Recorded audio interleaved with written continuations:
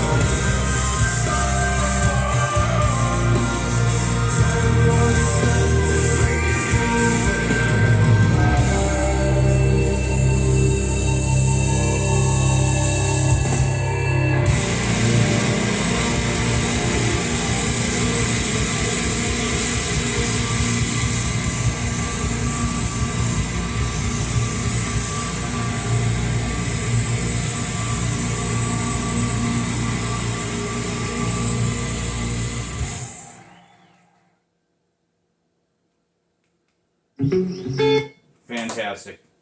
Fantastic. Always fantastic with them. You know, it's simplistically brilliant in my opinion. Just the way they construct the music, the way they've done it over the years. There's been eras, Katatonia eras, where, you know, some people, I don't like this group of albums, but this is good, that is good. You know, I like it all, pretty much. The really early stuff when they were started out with like the death metal and the death growls, that was never my thing. The only band that I could tolerate the death growls with was Opeth, just because of everything that Opeth did, which I will catalog that in my Brian's playlist reactions. I'm not there chronologically yet, but there's going to be some Opeth coming in. And of course, the relationship between Opeth and Katatonia has always been there, friends and all that sort of stuff. But yeah, but even music, but the music of the early albums, even with the death growls, was, to me, it was cool, and there was most definitely the Katatonia sound was starting to develop over that time. But anyways, you know, so this song again is just one of those where it's like, yeah, yeah, yeah. I love that section where they had that rhythmical change, and that the texture, the feel was much different. It takes a lot of talent and skill to be able to do that. And you're talking about timing changes. Anytime you're talking about like timing changes, key changes, that sort of stuff, yes, it becomes part of the landscape of a musician. But you have a group of musicians; they all have to be able to do it and coordinate it, you know, seamlessly, effortlessly, and, you know, moving in and out of those things. It takes a lot of chemistry. It takes a lot of practice, skill, that sort of thing. So it's always impressive when that sort of stuff comes off, and it comes off well. You know, obviously with Katatonia, for me, the sense of melancholy, you know, because that's what they do. They bring that emotion out all the time. But even here, you know, when you look at the guitars, when I listen to it, you know, Blackheim, he's very good at coming up with those hauntingly few note hook. I don't want to say solos, but I don't know what word I'm looking, phrases that repeat throughout a composition that kind of become the sinew. And then of course they have the heavy distorted chords, but in this case there was the arpeggios, the clean with the chorus effect on it, and it was a nice contrast. So there's all the different things that you can do dynamically to really just carve out that musical landscape, that soundscape that I love so much. And then Jonas with his voice, he'll never be touted as one of the great singers out there, but that's okay, because that's not necessary. What is necessary is, does he sing the way he needs to sing for this band and the way the sound is in this band? And the answer is yes. I mean, it was him and Blackheim who started the band, right? And I believe those were the Norman brothers on bass and the other guitar. And so just, yeah. That's all I get. Just, yeah. How's that? Thanks for watching, guys. God bless you. Jesus loves you. I will talk to you later.